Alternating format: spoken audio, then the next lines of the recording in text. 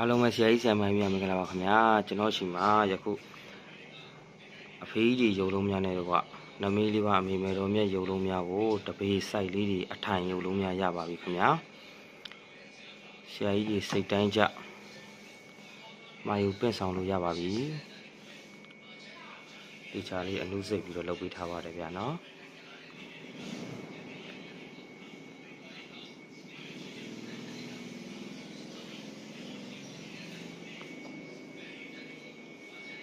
နမင်းလေးလည်းအထိုင်နေပါဗျာနော်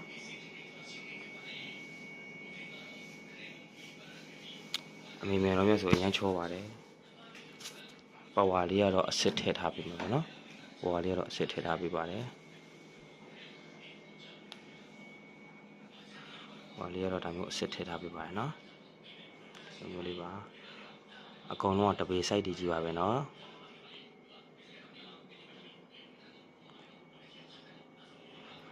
အဖေကြီးဆိုလို့ရှိရင်လည်းလုံးဝပုံတူပါဗျာနော်နှခမ်းလေးနည်းနည်းလေးစောင်းနေတာအစ